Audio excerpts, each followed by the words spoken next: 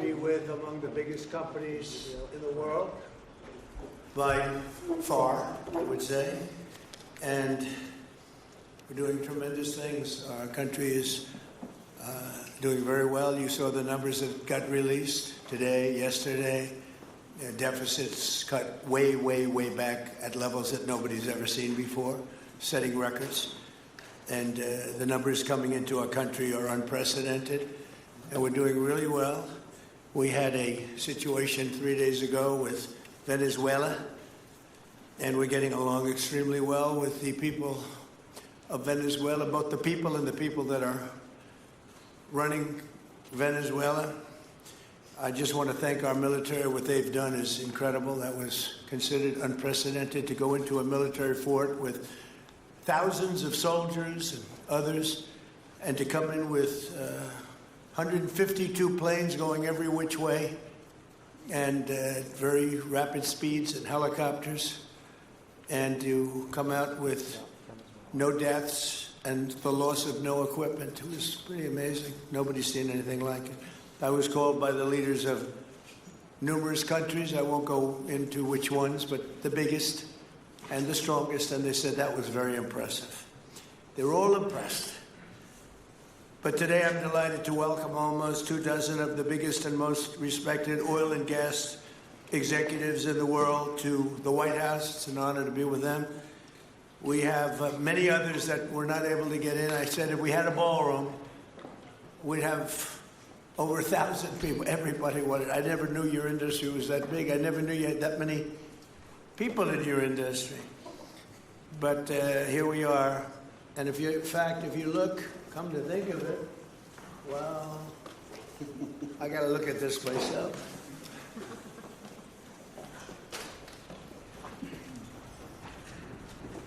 Wow. What a view. This is the door to the ballroom. What a unusual time to look, but I figure we might as well do it. If the fake news would like to go back and take a look, you can, but you'll see a very big foundation that's moving. We're ahead of schedule in the ballroom and under budget. It's going to be, I don't think there'll be anything like it in the world, actually. I think it's going to be the best. We won from, this is, as you know, our biggest room, which would seat 100 for dinner, maybe, if you're lucky, if you're nice and tight. And the ballroom will seat many.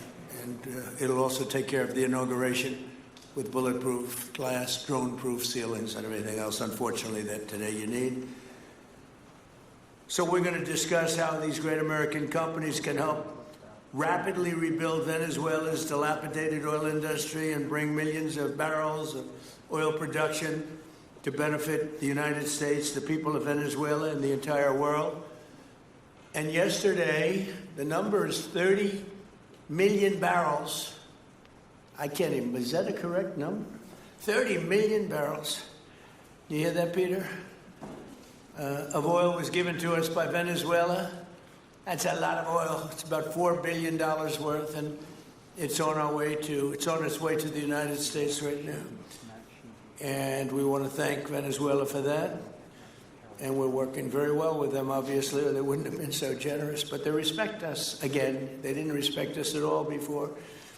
So that's money that goes to the United States. Some will go to Venezuela, and some will go to the oil companies, but not that, because that's already been extracted. So you're not getting any of that, but when you start extracting, you'll get. But it's tremendous reserves, among the biggest in the world. Some people say it is the biggest in the world. And we're going to be working with Venezuela. We're going to be making the decision as to which oil companies are going to go in, that we're going to allow to go in. Going to cut a deal with the companies. We'll probably do that today or very shortly thereafter with Chris and Doug. And we're dealing with the country, so we're empowered to make that deal. And you have total safety, total security. One of the reasons you couldn't go in is you had no guarantees, you had no security, but now you have total security. It's a whole different Venezuela, and Venezuela is going to be very successful. And the people of the United States are going to be big beneficiaries, because we're going to be extracting, numbers of, in terms of oil, like few people have ever seen, actually. So you're dealing with us directly. You're not dealing with Venezuela at all. We don't want you to deal with Venezuela. Let me thank Vice President J.D. Vance, who's doing a fantastic job. Secretary of State Marco Rubio, likewise, a fantastic job. I have good people. I like them better than my first group. But we had a great, despite that, we had a great first term. We had some great people there, too, by the way. But we had a great first term. We had the greatest economy in the history of our country in the first term, but this is blowing it away. And you haven't seen anything yet. Everyone's been shocked by the numbers, 5.4% GDP. And that's despite the fact that we were badly hurt by the Democrat shutdown, of which they'd like to see if they could shut it down again.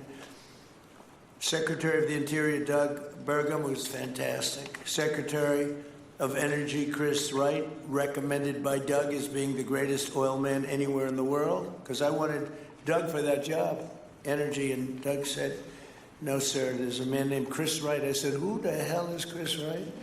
He said he's the most talented oil man anywhere in the world. I doubt you can get him, because typically oil men make a lot of money, and women. They make a lot of money, but Chris came. You took one of the greatest salary cuts probably in history, Chris, right? But he's a fantastic person, loves our country, and many other important members of this team. And I want to thank them for their efforts. As you know, last week, the United States Armed Forces performed one of the most spectacular military operations in American history, apprehending the outlaw dictator Nicolas Maduro for his crimes against the United States, crimes for which he has now been indicted and is in federal court awaiting trial. And he killed many people, millions of people, actually, and allowed jails, prisons, mental institutions, insane asylums, drug dealers, drug addicts to pour into our country totally unchecked because of Sleepy Joe Biden's policy of open borders, the stupidest thing I've ever seen. We're getting them all out. The departure of Maduro makes it possible an incredible future for both nations, Venezuela and the United States, in which we will more closely integrate the economies of two major energy powers in the Western Hemisphere. Energy coming out of Venezuela was very small. One of the things the United States gets out of this will be even lower energy prices. We have people now getting gasoline for $1.99, $1.96, $1.95, $1.92 yesterday, somebody. And it used to be $3.50, $4, $5 a gallon. Think of that, $1.99. Decades ago, the United States built Venezuela's oil industry at tremendous expense with American skill, technology, know-how, and dollars. But those assets were stolen from us, and we had presidents who did nothing about it. This president is much different than your other presidents. They did nothing about it. They stole it. Some of the people in this room were a little bit younger when that happened, but not that much younger. It wasn't that long ago. But they stole our assets like we were babies, and the United States did absolutely nothing about it. So now we're doing everything about it. Now we're doing 500% about it, but it's a long time after the act took place. So they stole from us, and it was taken by socialists and communists at the time, and Venezuela was going bad, really bad. And as much oil as they have, they're producing almost nothing, which is just a system. So we're really, if you look at it, we're taking back what was taken from us. They took our oil industry. We built that entire oil industry. Started a long time ago, but they took it, and they were very ungracious to this country, but now they're being very nice. American companies will have the opportunity to rebuild Venezuela's rotting energy infrastructure and eventually increase oil production to levels never, ever seen before. When you add Venezuela and the United States together, we have 55% of the oil in the world. The United States is number one. We have them drilling. Drill, baby, drill was my campaign, and Doug and Chris, I think we're setting records on drilling right now and taking oil without Venezuela. That's how we're getting the oil prices down. The plan is for them to spend, meaning our giant oil companies will be spending at least $100 billion of their money, not the government's money. They don't need government money. But they need government protection and need government security that when they spend all this money, it's going to be there so they get their money back and make a very nice return. The plan is for them to spend at least $100 billion to rebuild the capacity and the infrastructure necessary. Venezuela has also agreed that the United States will immediately begin refining and selling up to 50 million barrels of Venezuelan crude oil, which will continue indefinitely. We're all set to do it. We have the refining capacity. It was actually based very much on the Venezuelan oil, which is a heavy oil, very good oil, great oil. It's fantastic for certain things like asphalt roads, best there is in the world for asphalt roads and other things. All of the companies here today are going to be treasured partners in bringing the nation of Venezuela back to life, restoring its economy, and generating great wealth for their companies and for their people, and also great wealth for the American people, and tremendous wealth for the companies that are going in. The companies that are going in, and if you don't want to go in, just let me know, because I got 25 people that aren't here today that are willing to take your place. So I just want to thank, these are people that I either know or I know of by reading lots of business magazines and journals and papers. And these are the greatest oil people anywhere in the world. Harold Hamm, I see, is here. Harold, you know, there's a story about Harold Hamm that he can look at a piece of land, put a straw into the land, and oil pours out. Is that true about you? Whereas some of you guys have to invest hundreds of millions of dollars to find that oil, so we can't let that story be true. But they say Harold puts a straw into the land, and oil comes gushing out. So you're not a big R&D person, are you, huh? He's called instinct for oil. Now, he's got other problems, but we won't talk about those problems. But he's been a great supporter of mine for a long time, haven't you, Harold? So congratulations. But we have, and I think Harold would agree, we have the greatest oil men and women anywhere in the world sitting in this room right now. And we have a lot of people that will be back to see us sometime next week. We're going to have another meeting for another group. But we're going to do this very quickly. We can have this done almost immediately. So I'd like to thank you all for being here. I'd like to invite Vice President Vance to say a few words, followed by Secretaries Rubio, Bergman, Wright, and then we'll have a few words from representatives that are here and to discuss their ideas, a couple of them. We have Chevron, which has been, where's Chevron? Where are you? Yeah, the far right.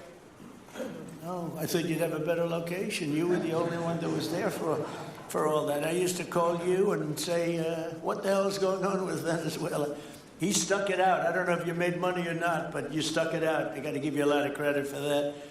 Mark Nelson, thank you very much. Exxon CEO Darren Woods. Darren, thank you very much. How's Exxon doing? Okay? All right, thank you very much. They'll do a lot better now, won't they? Huh? Exxon's been amazing. It's been an amazing company. And ConocoPhillips CEO Ryan Lance, thank you very much. So you guys could say something, and then we'll take some questions from the press. And if anybody else would like to speak, we'll have you speak. We have all the time in the world. This is a big subject. This is massive wealth. And more importantly than massive wealth, it leads to lower taxes and a lot of jobs for Americans and for Venezuelans, but for Americans in this case. And I just, again, appreciate you all being here. And I'd like to ask JD to say a few words, please. Thank you. Thank you, Mr. President. Thanks to everybody for being here. You know, as a Marine Corps veteran for my entire lifetime, presidents, and let's be honest, they were Democrats and Republicans, would send the American military to far-off places. They would get us involved in these endless quagmires. They would lose hundreds or thousands of American lives, and the American people would get nothing out of these misadventures. And now you have an American president who's empowered the American military to stop the flow of drugs into our country and to ensure that we, as opposed to our adversaries, control one of the great energy reserves that exist anywhere in the entire world. And he did it without losing a single American life in the process. It was an amazing operation. It's going to make our country richer. It's going to make our country more powerful. It's going to make our country safer. And it's going to lead to the decline, the further decline of drug overdose deaths in the United States of America. An amazing thing, and I'm happy to be here to talk about how we can make it an even bigger and better operation for the American people. Thank you, sir. Thank you very much. Marco? Thank you, Mr. President. And I think this is a reminder that everything this president does, everything President Trump does, is with the American people in mind. It was not in the national interest or national security of the United States and of our people to have in our own hemisphere a country, not just with vast energy reserves, but controlled by an indicted narco-trafficker who flooded our country with illegal immigration, including drug gang members, openly cooperated with drug gangs, and by the way, stole the wealth of that country to fund a repressive regime and also benefit adversaries such as Iran. All of that is now changing. As part of this process, the first phase, of course, is the phase we're in now, which is the stabilization phase. We did not want to see destabilization in the country. We're working very cooperatively with the interim authorities there to provide a market for the sale of the wealth of Venezuela in such a way that benefits the people, both of the United States, but also the people of Venezuela. And as a reminder to everyone, the President announced this just 2 days ago. Every penny, everything they buy with the money that they're making from the oil now, Mr. President, will be bought from America. And that includes everything from equipment for the oil industry to food to medicine and everything in between. The second will be a phase of recovery, and then some of these phases will interlap, and that is to have a normal economy again where the money goes to the benefit of people, not the benefit of our adversaries or the benefit of elements in that country and around the world that are against our interests, at the same time as a process of reconciliation has to happen internally among the different sectors of society and politics and the like.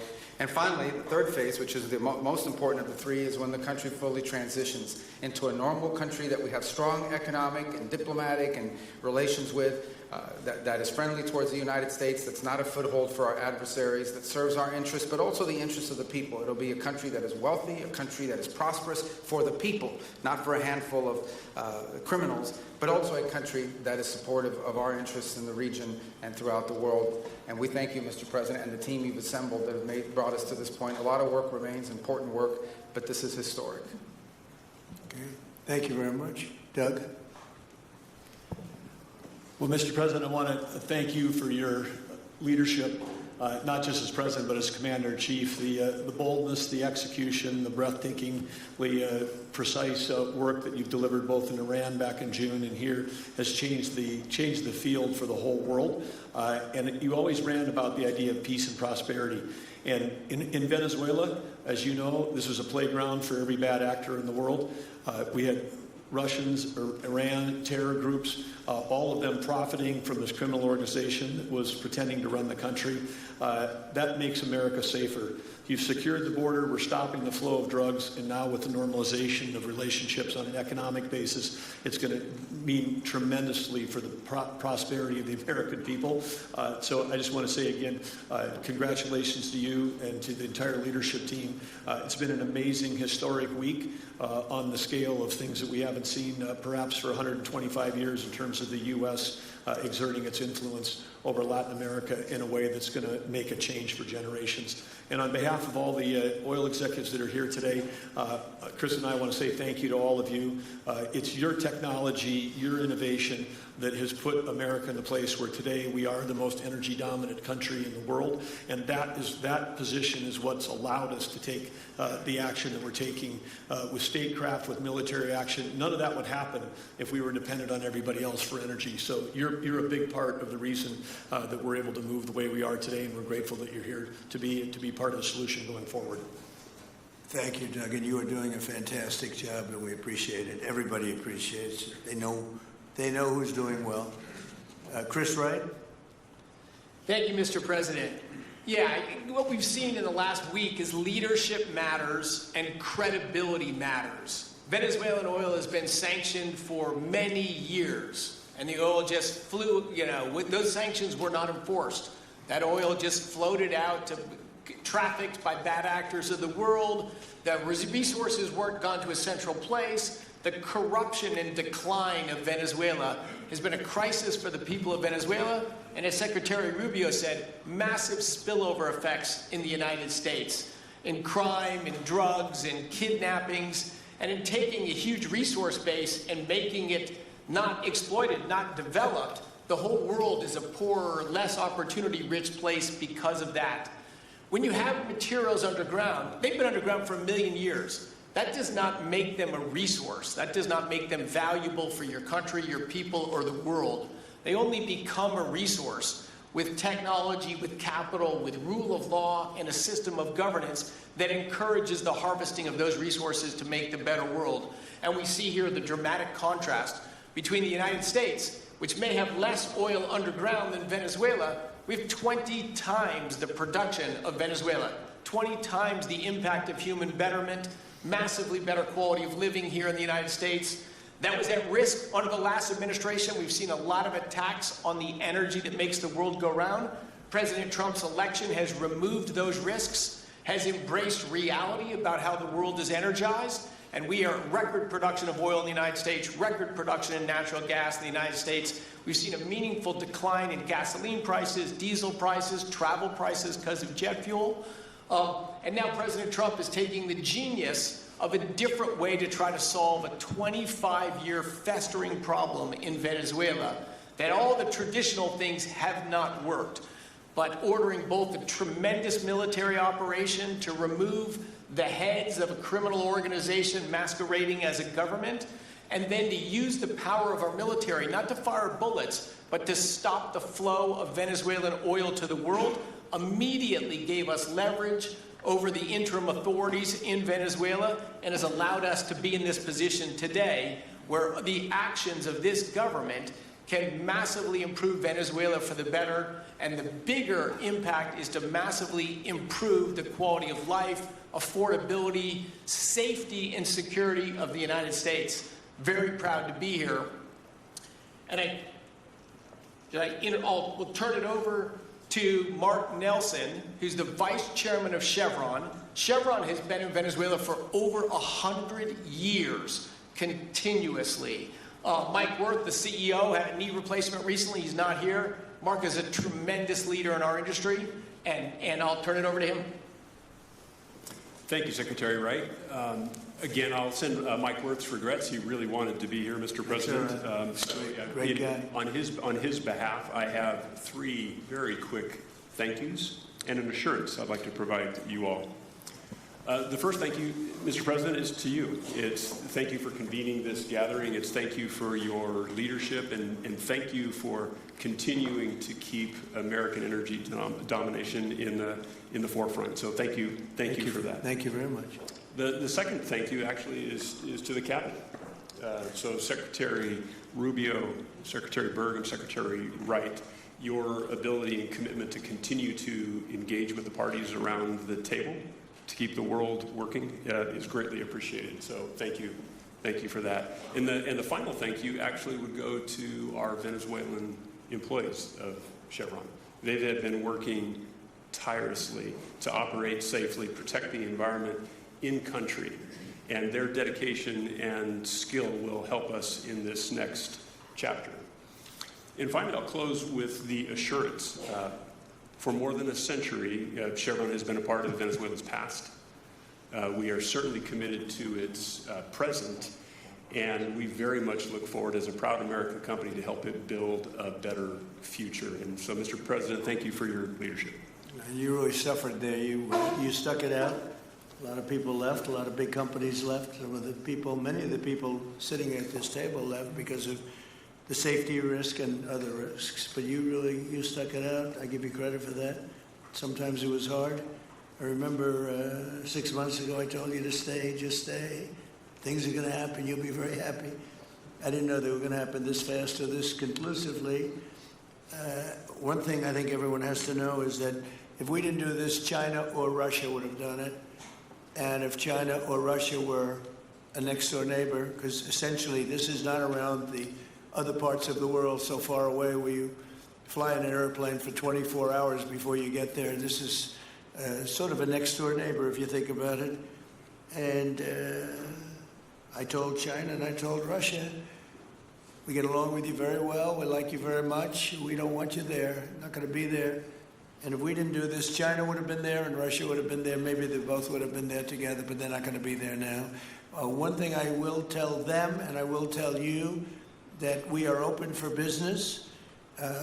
China can buy all the oil they want from us there or in the United States. Russia can get all the oil they need from us, and they do like oil, even though they produce a lot of it. But China and Russia and everybody else is able to go, and we'll be open for business almost immediately. I have a feeling the $100 million will be spent $100 billion will be spent very, very rapidly by these very big, powerful, and rich companies, and I think they're going to be able to rebuild the infrastructure. And I hope it's going to be brand new as opposed to a rehab, because I know the tremendous difference between the new and the not so new in your industry. The new is much more beautiful, much better in every way, and actually much smaller. It's like everything else, gets smaller and stronger. It's a combination of smaller, better, and stronger. So I hope you're going to build all brand new stuff, rip out the old crap that's been there for so many years, and do it the right way. You're going to be there a long time. If we make a deal, you're going to be there a long time. If we don't make a deal, you won't be there at all. It's, sort of interesting. But again, China and Russia would have been there if we didn't do this. And the other thing, people ask about the second wave. I don't think it's going to be necessary. We have an armada, a giant armada like nobody's ever seen in that part of the world, and it's stationed off the coast, and we are getting along so well with the people that are involved in representing Venezuela that I don't think we're going to have any, I don't think it's going to be necessary to do the second wave. We were planning on a second wave, but the first wave was so powerful and so good and so strong, and frankly, the people in the country, they did the right thing. They were smart.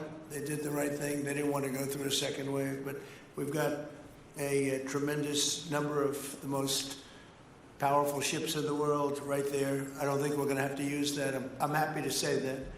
I don't think we're going to have to use that at all. If I could ask Chevron, you did a great job. I want to thank you. And ExxonMobil, if you would say a few words, and then followed by Conoco, great companies, massive companies, great companies. Exxon, please. Sure. Thank you, Mr. President. I appreciate the invitation and the opportunity, frankly, for the entire industry to show up and provide perspective. Frankly, we've been kind of unresponsive to the press regarding Venezuela. I guess today's the opportunity to address the press directly with respect to a number of questions that have been asked of ExxonMobil. First and foremost, obviously, is the interest that we have in Venezuela.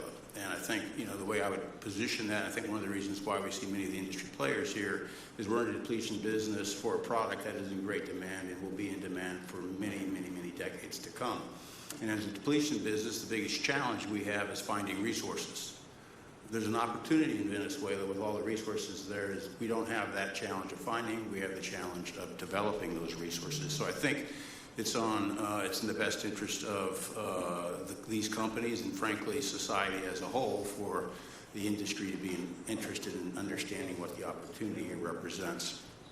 I'll just share a philosophy that ExxonMobil has when we enter countries, because we do business all around the world in a number of different regimes. We take a very long-term perspective. The investments that we make span decades and decades, so we do not go into any opportunity with a short-term mindset. And there's a value proposition that we have to meet. It has to be a win-win-win proposition. Obviously, it has to be a win for the company and our shareholders and to generate a return for the investments that we make. It has to be a win for the government. The resources are an important source of revenue that help support the people of the places that we do business. And it has to be a win for the people. We have to be wanted there and to be a good neighbor. And those three things ensure a stable, long-term platform for the large investments that we make for the long term. With respect to Venezuela in particular, we have a very long history in Venezuela. In fact, we first got into Venezuela back in the 1940s. We've had our assets seized there twice. And so you can imagine to re-enter a third time would require some pretty significant changes from what we've historically seen here and what is currently the state. If we look at the legal and commercial constructs and frameworks in place today in Venezuela, today it's uninvestable. And so significant changes have to be made to those commercial frameworks, the legal system. There has to be durable investment protections, and there has to be a change to the hydrocarbon laws in the country.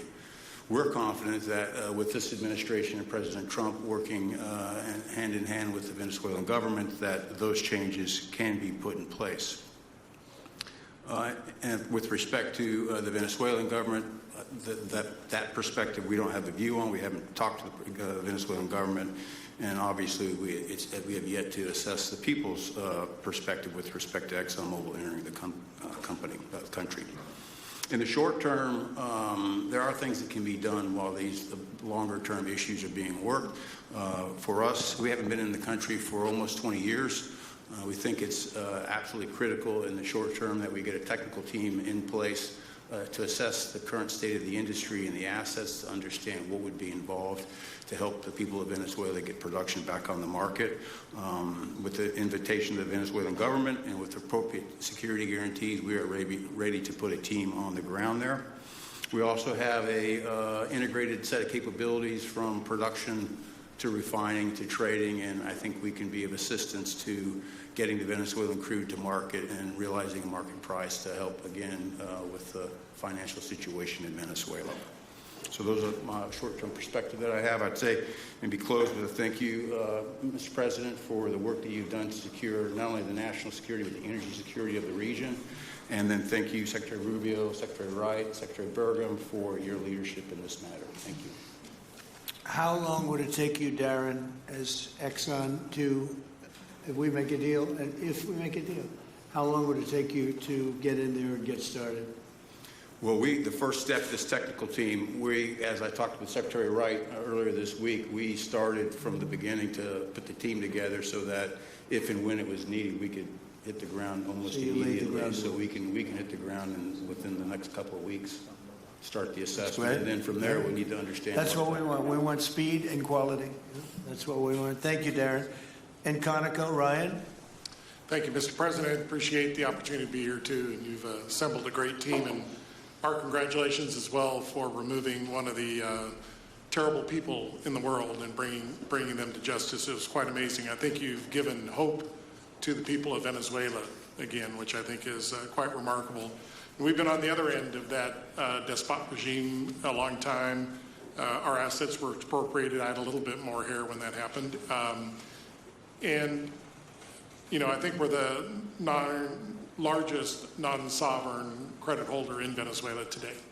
So we're in a bit of a different situation, but I think your big and bold idea to use energy commerce instead of conflict is something that could make a real big difference in Venezuela. And our company certainly stands ready to help in that endeavor.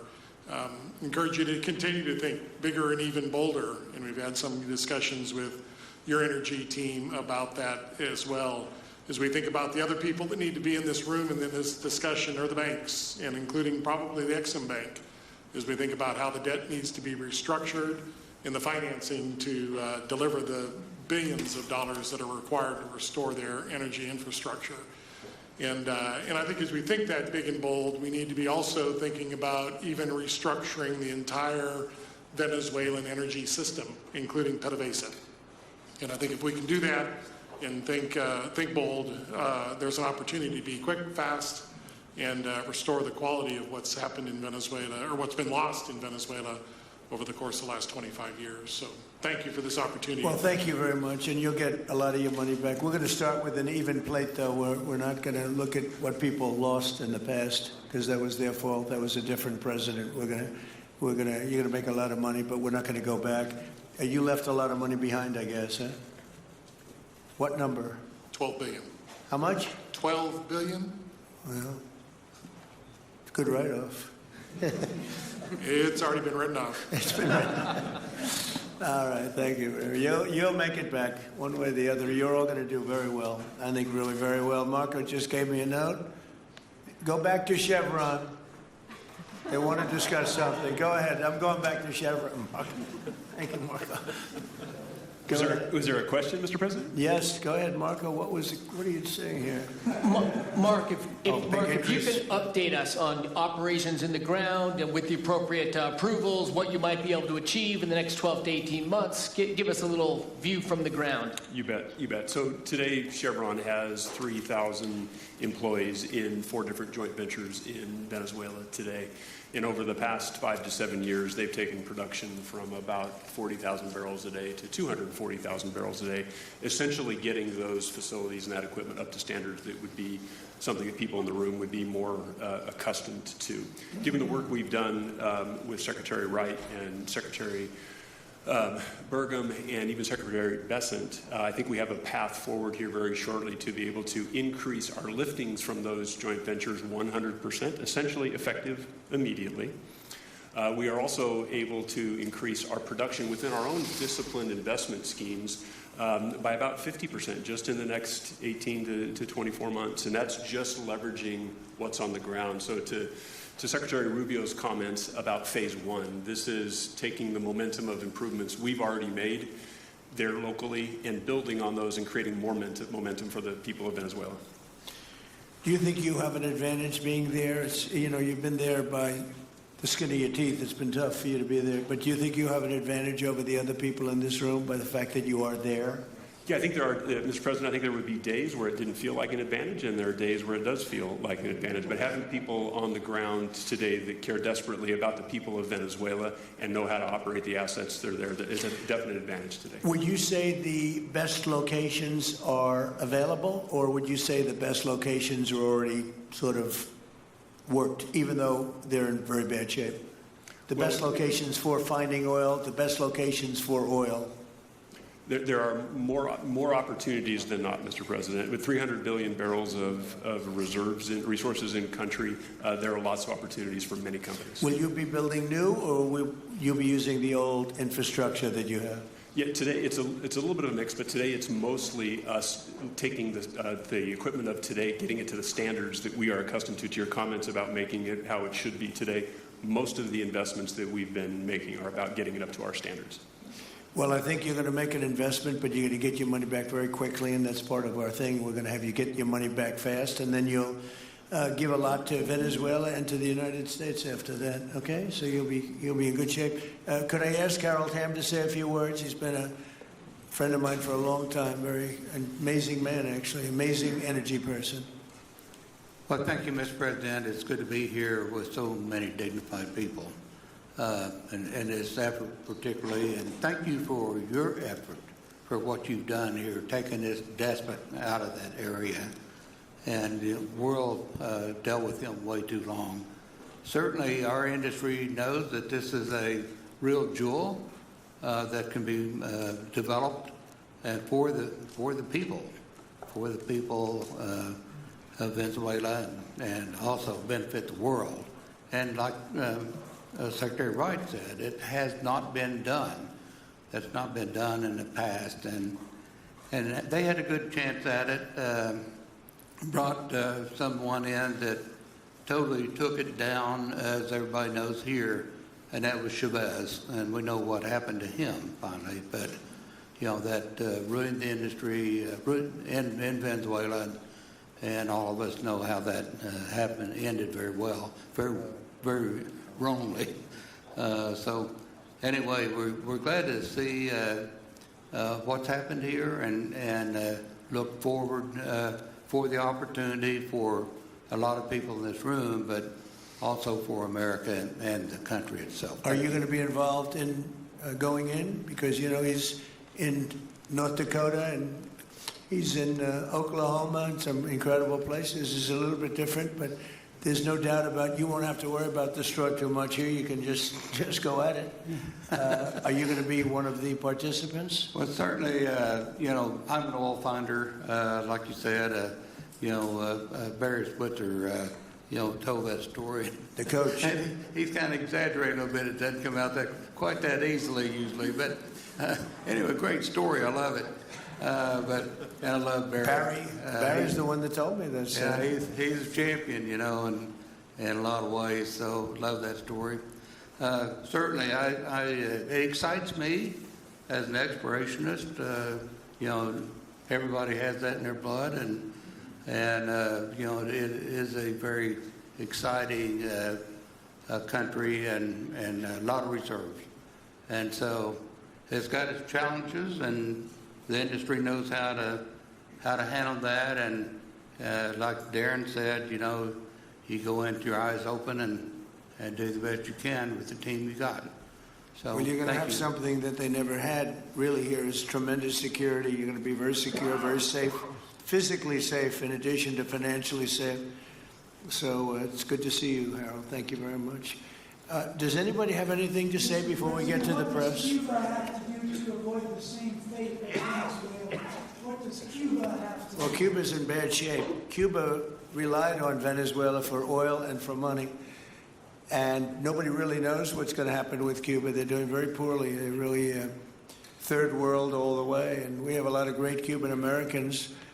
And I would say Marco fits very solidly into that category. And I might ask you to say a few words about, we were discussing it before, Cuba is a very different, they don't have energy, they don't have oil, but they would live off of the oil from Venezuela. And what they do have is very strong people. And very powerful people militarily, and they would protect the people running Venezuela, and they would take in a lot of money from Venezuela. Now they don't have that. They won't be taking in any money. So, Marco, what do you think? Well, I mean, the fundamental problem in Cuba is that it's run by incompetent people that don't know what an economy looks like, much less a functioning one. They've made a choice, and that is they would rather have political control over their people than they would have an economy that functions. And they've gotten away with it for 60-something years because they've had donors, the Soviet Union, and now most recently Venezuela. But that's now gone. So the people in control in Cuba have a choice to make. They can either have a real country with a real economy where their people can prosper, or they can continue with their failing dictatorship that's going to lead to systemic and societal collapse. That's a very stark and dramatic choice, and it's one we hope to make the right one. We don't have an interest in a destabilized Cuba, but that would be their fault because they refuse to allow the people of Cuba to have either economic or political freedom for that matter. And you have a lot of people in this country that want to go back to Cuba and help Cuba. A lot of people have left, they came in penniless, they didn't have anything, and they've become very rich people in our country, and they want to very much go back and help Cuba. So that's something that Cuba has that a lot of other places don't have. Peter? President Trump, thank you. I do want to ask you about Minnesota, but first, just more on topic. President Zelensky said that he was watching with the rest of the world as you made this order to go and capture Nicolas Maduro. And he said, if that's how it works with dictators, then the United States knows what to do next. Sounds like he wants you to go and capture Vladimir Putin. Would you ever order a mission to go and capture Vladimir Putin? Well, I don't think it's going to be necessary. I think we're going to have I've always had a great relationship with him. I'm very disappointed. I settled 8 wars. I thought this would be in the middle of the pack or maybe one of the easier ones. And I don't know if you know, Peter, the last month they lost 31,000 people, many of them Russian soldiers, and the Russian economy is doing poorly. I think we're going to end up getting it settled. I wish we could have done it quicker because a lot of people are dying, and mostly soldiers. They get hit in Kiev and they get hit a little bit here and there, and people are dying there too. But largely it's the soldier population. When you have 30,000, 31,000 soldiers dying in a period of a month, 27,000 the month before, 26,000 the month before that, that's bad stuff. So as you know, President Biden gave $350 billion to Ukraine to fight, and we would never get that back, although I did make a rare earth deal to get it back, so we will be getting it back, but shouldn't have done that. It was a bad thing to do. I will say that right now, because I was able to get NATO to up GDP from 2% to 5%, NATO's got a lot of money, and they're paying for everything. We're not losing any money. We're making a lot of money, I guess, if you think of it, because we're selling them military equipment. They're probably giving it to Ukraine. But we're selling them to NATO military equipment. We're getting full price and all of that. But that's not a big deal to me. What is a big deal is stopping a war where 30,000 people are being killed every single month. And on Minnesota, the vice president yesterday suggested that Renee Good, who was killed by this ICE officer, was part of a broad left-wing network. What has your team told you about this broad left-wing network? Who is in charge of it? Who's part of it? What's it called? Well, I haven't seen the vice president's statement, but he's generally very accurate. I hate to say it. Look, I watched that yesterday, and there were a lot of different forms to it. But there was a woman screaming, "Shame, shame, shame, shame." She was a agitator, probably a paid agitator, but in my opinion, she was an agitator, a very high-level agitator, so professional. She wouldn't stop screaming. I said, this isn't a normal situation. This is a professional troublemaker. Because you heard it and I had it. Now, I will say this. The news sort of turned her down, turned her off. Because you're trying to watch. She was so loud and so crazy and just not normal. When somebody sees something like that, they don't go screaming and the same words. So, I guess you could say professional, but I didn't think she did a very good job. You have agitators, and we will always be protecting ICE, and we're always going to be protecting our Border Patrol and our law enforcement. Thank you, Mr. President. Mr. President, in your conversations with these oil executives today, did you provide any security guarantees so that they can do their work safely in Venezuela? Yeah. And separately, Mr. President, they will have those guarantees, yes. And separately, Mr. President, I'm curious in terms of the future of Venezuela. Do you see Venezuela now led by Delcy Rodriguez as an ally of the U.S.? Is that the way that you view that country right now? They seem to be an ally, and I think it'll continue to be an ally, and we don't want to have Russia there. We don't want to have China there. And by the way, we don't want Russia or China going to Greenland, which if we don't take Greenland, you're going to have Russia or China as your next-door neighbor. That's not going to happen.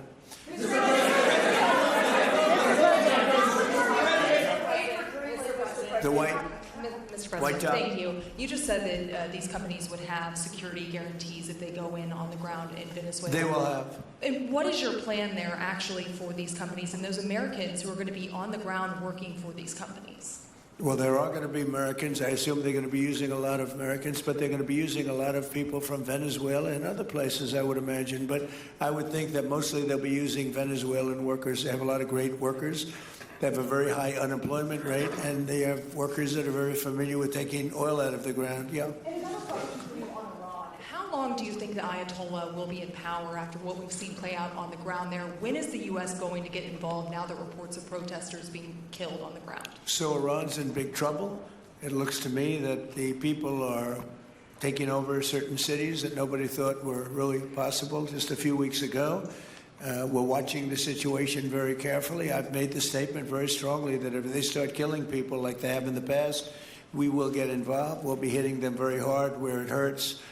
And that doesn't mean boots on the ground, but it means hitting them very, very hard where it hurts. So we don't want that to happen. There have been cases like this where President Obama totally backed down. But this is something pretty incredible that's happening in Iran. It's an amazing thing to watch. They've done a bad job. They've treated their people very badly, and now they're being paid back. So let's see what happens. We're watching it. We're watching it very closely. Go ahead, please. Yes, go ahead. Thank you so much, Mr. President. Do you have any comments in reaction to the recent attacks by the Syrian government alignment groups against U.S.-backed Kurdish forces in Aleppo, Syria, which killed dozens of civilians and displacing many families? Does your administration bring peace between the Kurds and the Syrian government? I want to see peace, yes, I do. The Kurds and the Syrian government, we get along with both, as you know, very well. They have been natural enemies over the years, but we get along both, and we want to see Syria succeed. And so far, I think they are succeeding, but this is just breaking out, and we want to see that stopped. Go ahead, please. Sir, you're meeting with the President of Colombia, Gustavo Petro, in a few weeks. Do you hope this meeting with Gustavo Petro marks a new chapter, a new beginning in the benefit of the U.S. and Colombia relationship? What country? Colombia, with the President of Colombia, Gustavo Petro. I had a very good talk with him yesterday, and he's been very hostile to us and to the nation and to me, called me a dictator, and lots of other things. Called Biden some terrible names, far worse than he called me. But he called yesterday through people, and he wants to meet, and that's fine with me. I've made up with people also, so we're going to have a meeting with him. We had a very good conversation. The people of Colombia are incredible people. Marco would know that better than anybody because he's married to a woman from Colombia. And I don't mean Columbia University. That would be, I'm not sure. I think I like Columbia, the country, better, if you want to know the truth. The people hold it. The people are great people. I look forward to meeting with them. We're going to meet in the very near future. Would you meet the interim president of Venezuela here in the White House? Would you greet her to discuss the fate of the oil? Yeah, well, I'm going to meet a lot of people, and we're going to meet, we meet a lot of people. When you end 8 wars, you get to know a lot of people, and I think it's very important. As an example, we have over $18 trillion, think of it, $18 trillion coming into our country. A lot of that's coming in from foreign countries like Saudi Arabia and Qatar and UAE and others. And I get to meet a lot of people, but I will be meeting with various representatives of Venezuela probably pretty soon. We haven't set that up. But the relationship that we have with the people that are currently running Venezuela is very good. We also have a young lady that received the Nobel Peace Prize. She's going to come in and pay her regards to our country, really, to me, but I'm a representative of the country, nothing else. And she's coming in sometime next week, I think Tuesday or Wednesday, and we'll see how that is. But no, we're dealing with the people from Venezuela. We're dealing with them very well. I think they've been very smart in the way they've dealt with us, frankly, because that whole place could have been obliterated with one more strike, and we didn't want to do that. Thank you so much. I have a question for you on Minneapolis, but on Venezuela and your meeting with Machado next week. If she gives you her Nobel Peace Prize, will that change your view about her running that country? Well, I have to speak to her. I'm going to have to speak to her. She might be involved in some aspect of it. I will have to speak to her. I think it's very nice that she wants to come in, and that's what I understand the reason is, because Norway is very embarrassed by what took place. I mean, they're getting decimated. Look, whether people like Trump or don't like Trump, I settled 8 wars, big ones, some going on for 36 years, 32 years, 31 years, 28 years, 25 years, some just getting ready to start, like India and Pakistan, where already 8 jets were shot out of the air, and I got it done in rapid order without nuclear weapons. I can't think of anybody in history that should get the Nobel Prize more than me, and I don't want to be bragging, but nobody else settled wars. Obama got the Nobel Prize. He had no idea why. He still has no idea. He walks around and he says, I got the Nobel Prize. Why did he get a Nobel Prize? He got it almost immediately upon attaining office, and he didn't do anything, and he was a bad president. So, I mean, you should get the Nobel Prize for every war you stopped. These were major wars. These were wars that nobody thought could be stopped. President Putin called me, and he said about 2 of the wars that he's been trying to stop them for 10 years. He wasn't able to do it. He couldn't believe it. So in theory, you should get the Nobel Prize for every war you stopped. Every one of them was major. But I don't care about that. What I care about is saving lives. I've saved tens of millions of lives. You know, the Prime Minister of Pakistan came here, and he made a very public statement. He said that President Trump saved minimum 10 million lives having to do with Pakistan and India, and that was going to be raging. So, but I'm honored that she's coming here. I look forward to meeting her, yes. Go ahead. On Minneapolis, Mr. President, I have a follow-up for you. The state officials there have said that the FBI is not sharing evidence with them. Typically, they would conduct a joint investigation, as you know. Do you believe that the FBI should be sharing evidence with state officials in Minnesota? Well, normally I would, but they're crooked officials. I mean, Minneapolis and Minnesota, what a beautiful place, but it's being destroyed. It's got an incompetent governor, fool. I mean, he's a stupid person. And it looks like the number could be $19 billion stolen from a lot of people, but largely people from Somalia. They buy their vote. They vote in a group. They buy their vote. They sell more Mercedes-Benzes in that area than almost... Can you imagine? You come over with no money, and then shortly thereafter you're driving a Mercedes-Benz. The whole thing is ridiculous. So they're very corrupt people.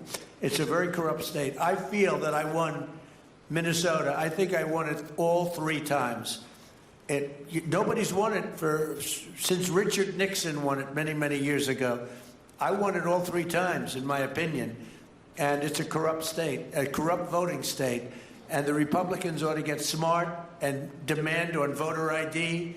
They ought to demand maybe same-day voting and all of the other things that you have to have a safe election. But I won Minnesota 3 times and I didn't get credit for it.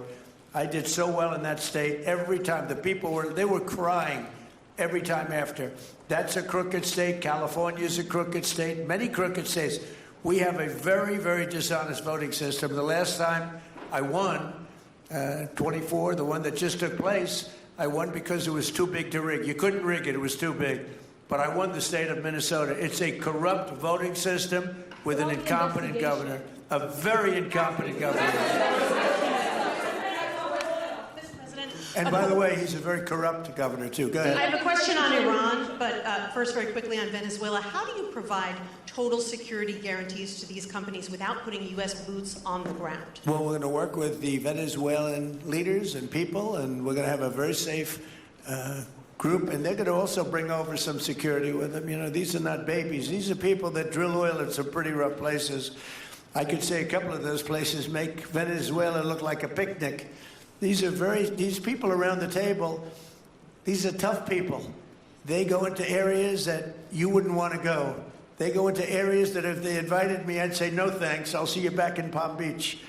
No, this is a tough group of people. They know how to do it. But we are, in addition to that, we'll have very good security for them.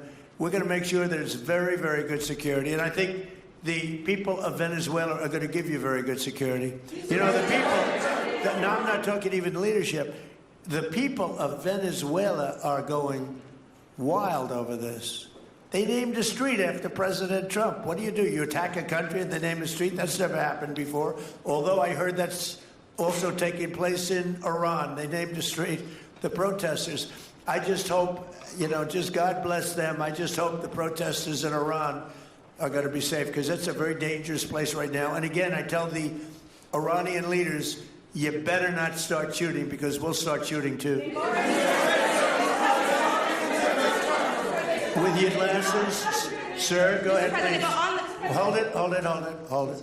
Next to you. Yes, glasses. The gentleman with the glasses. All right, thank you, Mr. President. With those very big glasses, actually. Yeah, Ferrari, actually. Mr. President, I have 2 questions. What do you want the European Union to do in Ukraine? The European leaders seem pretty divided on Ukraine. And then, if you can reiterate this straight message that you have to the Iranian leader, to Khomeini, the message that you have. You're talking about Iran? Oh, Iran, yeah. What do I want Iran to do? I'm sorry? Where are you from? Italy. Oh, nice place. Yeah. Okay. The first question So is what are you asking about Iran for? Well, if you can answer about Europe and what you think the Europeans should do on Ukraine, and then a message. Well, look, Europe has been doing so much for Ukraine, but it hasn't been enough. And obviously that I would say that President Putin is not afraid of Europe. He's afraid of the United States of America, as led by me. There's no fear of Europe. You know, Europe's fallen behind, and Europe, and JD said it very strongly, I don't know, it's took a lot of heat, but I didn't give him any heat. Europe is a different place. Europe is changing. Europe has got to get its act together. I love Europe. I guess I came from Europe, essentially. My roots are in Europe, but Europe is a different place. They have to get their act together. Now they've said they have a great NATO leader, and they've gone up to 5% from 2% GDP. That's a big step. But they have to be very careful with their immigration policy, and they have to be very, because, you know, I will just say, to be nice, that there are certain places in Europe that are very important that are no longer recognizable. I'm being very nice. I'm being very diplomatic when I say that. They are not recognizable. And they have to be careful on energy, because they're putting windmills all over the place and losing a fortune. They're destroying their country. They're destroying the beautiful landscapes, the beautiful everything. They're doing. And by the way, in case you people don't know, I'm not much of a windmill person. I can proudly say, Doug, that we have not approved one windmill since I've been in office, and we're going to keep it that way. My goal is to not let any windmill be built. They're losers. They lose money. They destroy your landscape. They kill your birds. They're all made in China. And all you have to do is, just about all of the windmills are made in China, the structures. All you have to do is say to China, how many windmill areas do you have in China? So far, they're not able to find any. They use coal and they use oil and gas and some nuclear, not much, but they don't have windmills. They make them and sell them to suckers like Europe and suckers like the United States before. They are the worst form of energy, the most expensive form of energy, and in 8 years they're rotted out anyway. Go take a look at Palm Springs, California, and take a look at what that looks like. It looks like a junkyard of steel. So we don't approve, and I've told my people, we will not approve windmills. Maybe we get forced to do something because some stupid person in the Biden administration agreed to do something years ago. We will not approve any windmills in this country. Two questions. On Venezuela, is it ultimately more important to you to establish stability there or democracy there? Well, you're talking about maybe the same thing. I mean, you're talking about stability or democracy. I don't know. To me, it's almost the same thing. We want stability, but we do want democracy. Ultimately, it'll be democracy. Peter? I do have a policy question, President Trump, but I'm having a hard time seeing here. I see the American flag lapel pin. What is the other lapel pin on Somebody gave me this. You know what that is? That's called a happy Trump. And consider the fact that I'm never happy. I'm never satisfied. I will never be satisfied until we make America great again, but we're getting pretty close, I'll tell you what. This is called a happy Trump. Somebody gave it to me. I put it on. Thank you. And the policy question. How much money are you thinking of giving people in Greenland to get them on board with a possible U.S. I'm not talking about money for Greenland yet. I might talk about that. But right now, we are going to do something on Greenland, whether they like it or not, because if we don't do it, Russia or China will take over Greenland, and we're not going to have Russia or China as a neighbor. Okay?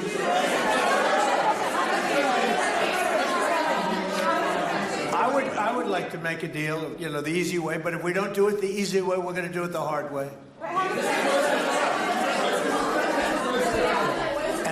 And by the way, I'm a fan of Denmark too. I have to tell you, and you know they've been very nice to me. I'm a big fan, but you know the fact that they had a boat land there 500 years ago doesn't mean that they own the land. I'm sure we had lots of boats go there also, but we need that because if you take a look outside of Greenland right now, there are Russian destroyers, there are Chinese destroyers and bigger. There are Russian submarines all over the place.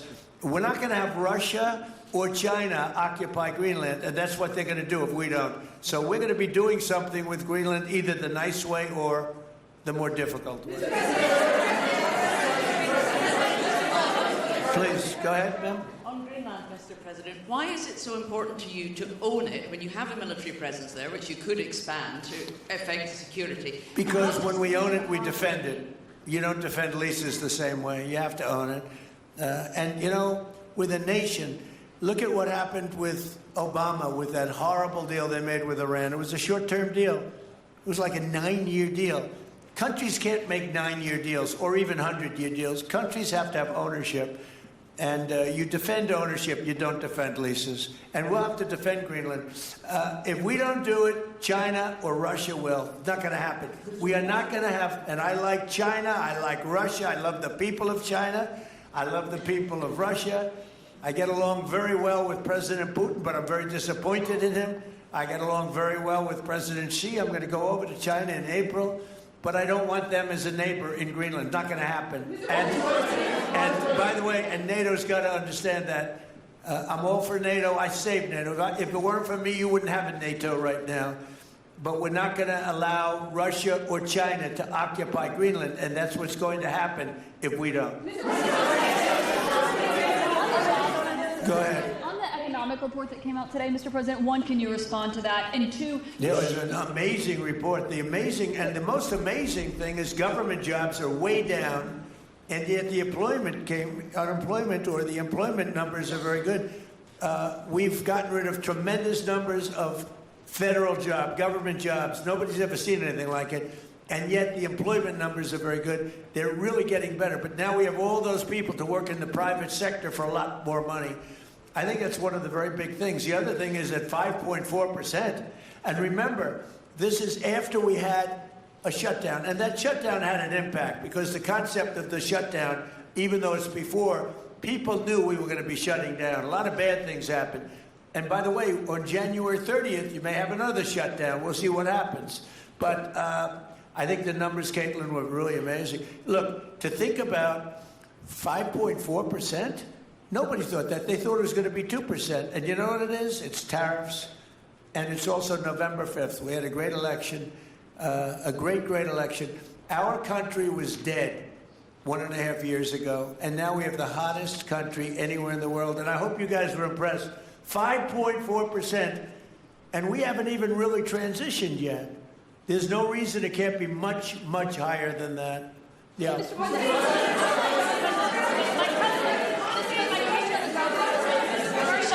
To the manufacturing. Let's give CNN a chance. You know, they've been fighting so hard to get back into the mainstream. Mr. President, you posted some numbers actually on Truth Social last night. People saying you posted the job data early when you're not supposed to obviously share it till the next morning. Did you do that on purpose? No, I don't know. If they posted them, I said post them whenever you get a chance. I don't know. They gave me some numbers. When people give me things, I post them.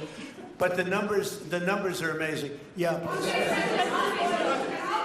Administration plan to distribute the money from the Venezuela oil sales? Is it, obviously you say it's going to go into these controlled accounts. Yeah. Would it go back to Venezuela in a direct payment? Is it going through these goods? How do you plan to do that? Well, we want to make sure that Venezuela can survive. You know, Venezuela needs money, and we're going to make sure that they get money. And we're going to get money, and the oil companies are going to make something for the work they do, and they're going to get back their money. We're devising a formula, but it won't be so much of a formula. It's going to be what they need. We're going to take care of what they need. There'll be plenty left over. We're going to have a lot of money left over. And the money left over is going to the United States of America, and the oil companies are going to be very happy. Thank you, Mr. Would the administration offer a backstop to these oil companies for like financial guarantees, some sort of backstop, if the country did destabilize again? That's a very interesting question. Using the word backstop, I haven't heard that word in a long time. That was at the Wharton School of Finance I last heard. That's a good term. We ought to use it more often. I hope I don't have to give a backstop. Look, these are very smart people. The smartest people are not only in oil and business. These are the biggest companies in the world, sitting around this table.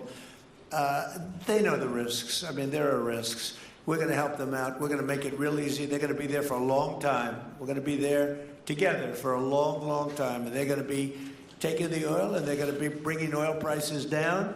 They're going to make a lot of money. They're going to get their money back. They're going to be safe. The people of Venezuela are going to be big beneficiaries, and the United States of America is going to be a big beneficiary for what we've done. And you know, one other thing I might say, it's also very big for national security because, again, just like Greenland, we can't have China or Russia occupy Greenland. We can't have China or Russia occupy Venezuela. And if we didn't do what we did, China or Russia would have been in Venezuela. I think I can measure. Where's Mr. Chevron? So let me ask you, they would have been there if we didn't do this. Do you agree with that? They certainly have a lot of economic interests in country. There's absolutely no argument about that. They were trying to be there. I mean, you know, we had a Russia, I guess sort of I call it a semi-Russian ship yesterday that we took over, and Russia decided not to defend that ship against us. It's a big movement. The ship was loaded up with oil, and we took the oil, and it came out of that port. But Russia would be there or China would be there, and we want them to be there for a different reason. We want them, do you people agree? In particular, China, they need a lot of oil. Russia doesn't need so much, but Russia was there anyway. But I assume you agree that China would like to be doing a lot of business there by buying oil, and I want to just tell President Xi and President Putin, but more so in this case President Xi, because they do need a lot of oil, and we are open for business in the United States, and we are open for business in Venezuela, right?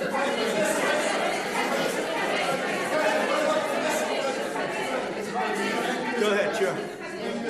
You know, I could take questions from these people all day long. You know, they're sitting here, and generally they're very rich, very powerful, but nobody gives a damn about them. It's a sad thing. You have all that money, all that power, and look at all these crazy questions. We could do this all day long and they wouldn't be satisfied. So, we'll We'll take a few more, though. Let me ask you more importantly, do you have any questions from the biggest? Hold it. Do you have any questions for the biggest people on earth, the biggest business people, the biggest companies anywhere on earth? Do you have any questions for these people? No, do you have a question for them? Yes, but have you heard from any of the companies in the room that they are committed to rebuilding the oil infrastructure in Venezuela? And for the executives in the room, what do you need from the administration in order to invest? That's a good question. Do you want to go and answer that question? Yeah. Exxon, small company. I'll refer you back to the statements I made before. There are a number of legal and commercial frameworks that would have to be established to even understand what kind of returns that we'd get on the investments. So I think all the investments and the opportunity sets, I think everyone sitting around this table would have the opportunity and the know-how and the capability to make the investments. The questions will ultimately be how durable are the protections from a financial standpoint, what do the returns look like, what are the commercial arrangements, the legal frameworks, all those things have to be put in place in order to make a decision to understand what your return would be over the next several decades that these $1 billion investments would be made on. Could I do this? Because we have, again, the biggest people on the planet Earth around this table, biggest companies in the world. I'd like to just ask them to introduce themselves. We'll start from this end and go around to here. And if you have anything to quickly say, we can do that. But you want to just start right over here? These two guys, we'll leave them out because they're with us. Please. Thank you, President Trump. John Addison at Vitol. We're here to ensure that you are going to be able to move all of this oil all around the world at the best price possible so that the influence that you have over the Venezuelans will ensure that you get what you want. Thank you. Thank you. Good point. Thank you, Mr. President. Ryan Sheffield of Formentera. My grandfather, Hugh Sheffield, was president of ARCO, Venezuela. Right. Thank you for what you did. Do you like what we're doing? There's a lot of shale there, a lot of upside. He would be very happy looking down. He'd be very proud of you right now, right? Yes, sir. Good. Thank you. Mr. President, Luis Rodriguez. I'm probably the only Venezuelan American sitting on around this table. I want to personally thank you for the courage of your actions over the last couple of weeks. I think I speak, and I speak of Venezuela in general in saying there's optimism. You've brought optimism to the table, and if the conditions are met, the opportunity is absolutely immense. I agree with that. That's true. Thank you. Well said, too. It's immense. This is a tremendous opportunity. Thank you. Richard Holton from Trafigura. We're working with your administration, Mr. President, to bring that Venezuelan oil to the United States. Our first vessel should load in the next week. Good job. Thank you. I think the reason that most of us are here and thinking about the future is because we trust you initially to set this program up that will work and guarantee that this can be done. And there's a huge investment that needs to be done. We've all agreed on that. And certainly we need time to see that through. So thank you for what you've done. Thank you very much. Thank you. Mr. President, I'm Lane Riggs, CEO of Valero Energy, and we're one of those companies that refineries in the U.S. are uniquely configured to run Venezuelan oil, and we're more than happy as this opportunity expands for us to further invest in our refineries to produce more. And you're very much set up for the heavy oil, right? Yes, sir. That's great. That's great. We're ready for it. Thank you, Mr. President. Thank you, Mr. President. Thank you for having us here. Thank you. And thank you for opening the door to a better Venezuela. We are a Spanish company, but we are fully committed to invest here in the States. We have invested over the last 15 years $21 billion in the American oil and gas industry, in Pennsylvania, in the Gulf of America, in Texas, and in Alaska, with the discovery of Pica that is going to have the first oil this quarter, and is going to change, it's going to reverse the declining history of that great state of Alaska.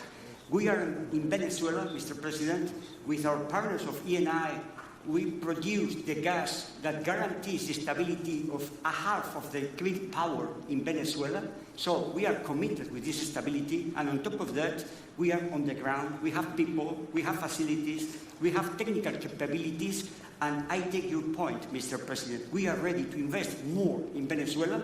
Today, we are producing 45,000 barrels a day gross of oil, and we are ready to multiply by 3 this figure in coming 2-3 years, investing hard in the country, following your recommendation, if you allow us, of course, and in the framework, commercial and legal framework that could allow this growth. So thank you, Mr. President. Thank you. Great job you've done. Thank you.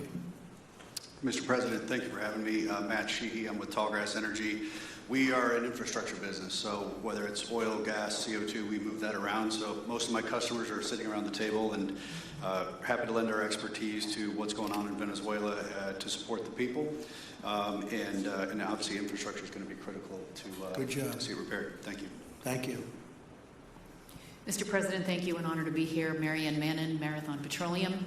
We are one of the largest U.S. refiners. On behalf of the men and women of Marathon Petroleum and of our industry, thank you and the administration for what you're doing for U.S. energy independence.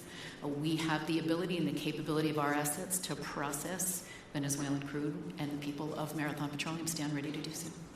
Do we need more refineries in our country? In the U.S., probably not. We have sufficient capacity. It's amazing. A lot of it was approved during my first term. We were getting you approvals that nobody could have gotten in Louisiana and other places, and they got built. Before that, it was a disaster. We didn't have the refineries. Now we do because of the first term. Please. Darren Woods, ExxonMobil. Okay, we'll go over here.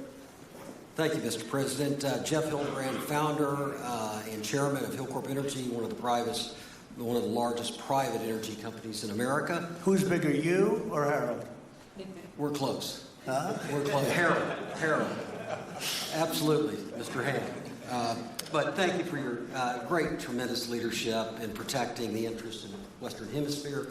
The message that you have sent to China and our enemies to stay out of our backyard is absolutely fantastic. So thank you. Thank you very much. And finally, Hillcorp is fully committed and ready to go to rebuilding the infrastructure in Venezuela. You'll go there? You'll be going?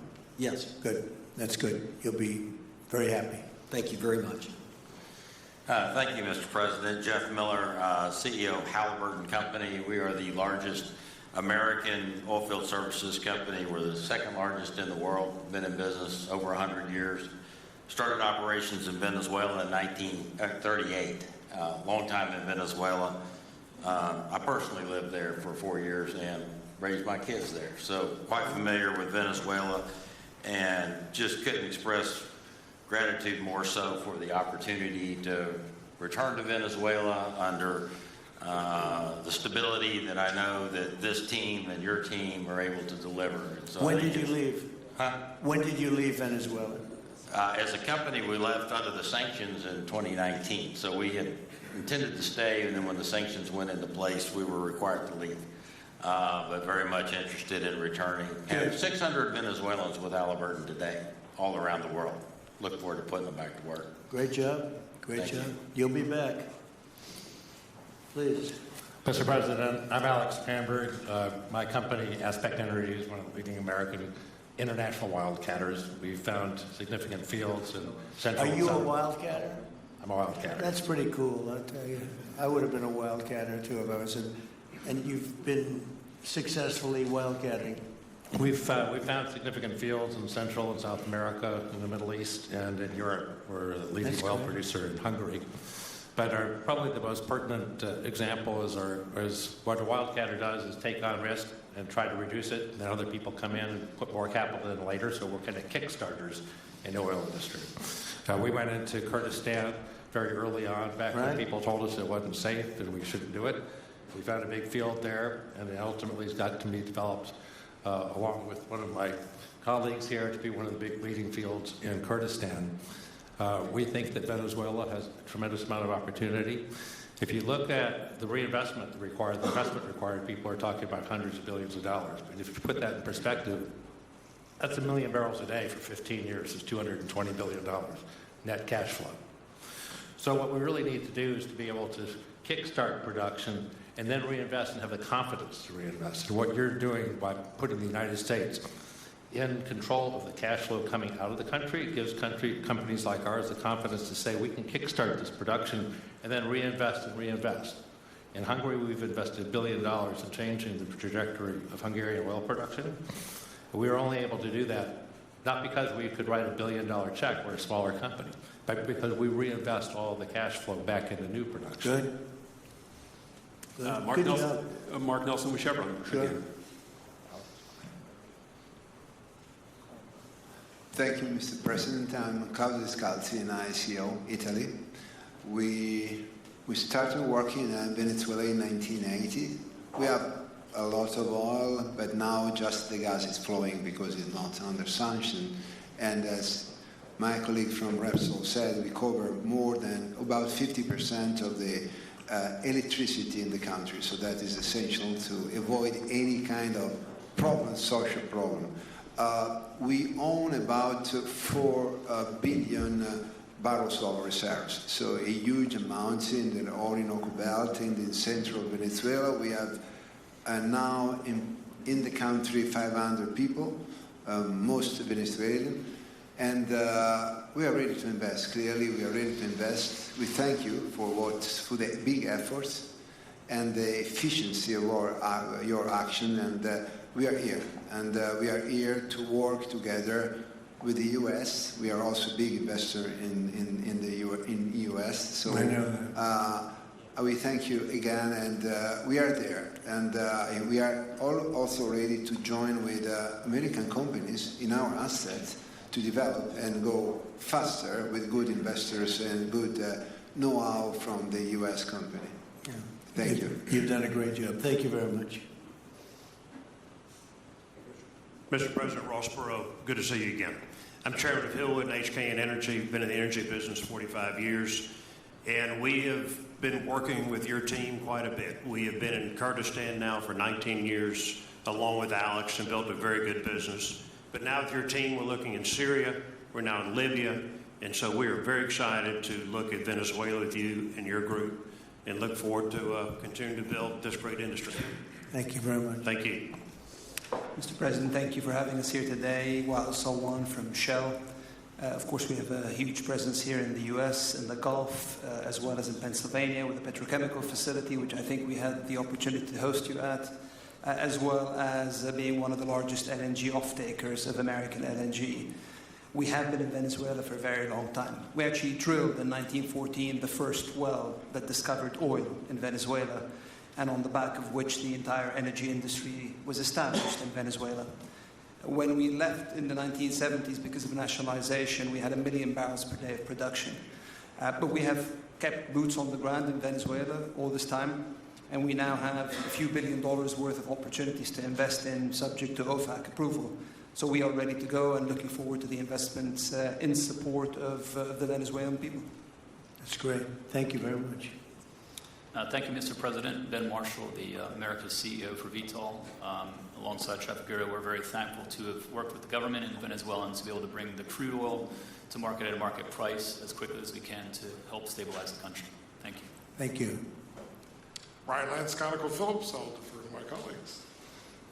Thank you, Mr. President. Olivier Lepoche, CEO of SLB, or formerly known as Schlumberger, the largest global oilfield services. We have been in Venezuela since 1930, and we still operate. We operate today on the ground with in support of Chevron. We have ability to scale. We have 1,100 Venezuelans in the company, 2,000 additional that are calling us to go back to country and to go back to work. We're able to mobilize in the last 18 months 2 rigs and deliver 50 wells with success. So we are here. We have knowledge of the subsurface like nobody else has. We have boots on the ground, capacity on the ground, $700 million of equipment value on the ground in Venezuela, ready to mobilize for all of our partners, customers. So we are ready to scale fast, and we really want to thank the administration, Secretary Wright, Secretary Bergen, for the effort they are supporting and giving us to be successful on behalf of the Venezuelan oil and gas industry. Thank you very much. Thank you very much. Well, check this out. They say the very best for last. And I don't have that sexy accent like this guy next to me here. Mr. President, my name's Bill Armstrong of Armstrong Oil and Gas. I'm a private independent guy. And in real estate, you were a wildcatter. So wear that motto proudly. But like you, I was my own guy. I don't have shareholders. I don't have private equity partners, but I've been drilling all over the place. In fact, I had the largest discovery in Alaska, biggest discovery in 50 years in our country. I now control 8 million acres adjacent to Venezuela, so I'm already heavily invested in the area. We share a 150-mile border with Venezuela in the countries of Aruba and Curacao, and we are ready to go to Venezuela. It is, in real estate terms, it is prime real estate, and it's kind of like West Palm about 50 years ago. Yeah. Very right. Yep, I agree with you. Thank you. Congratulations. So I think what we're going to do is speak without the press to these gentlemen, see what kind of a deal we can make.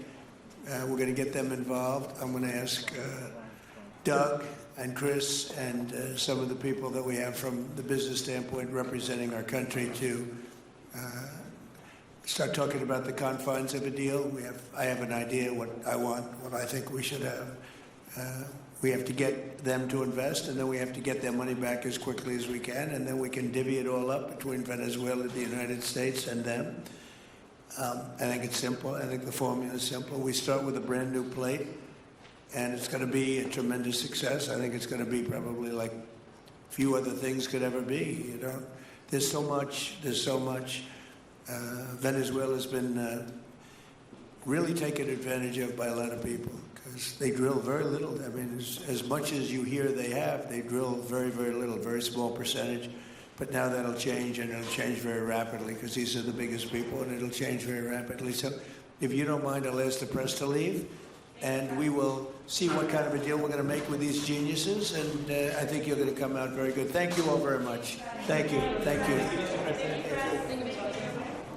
Thank you, everybody. Thank you. Down with the line, please. Thank you. You can take that. We'll come back for the cables.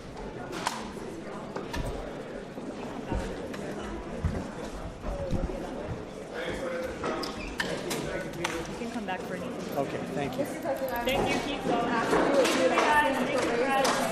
To raise their hand if they would be going to Venezuela. If you want to ask the oil exec. Thanks, Fred. Thank you, Fred.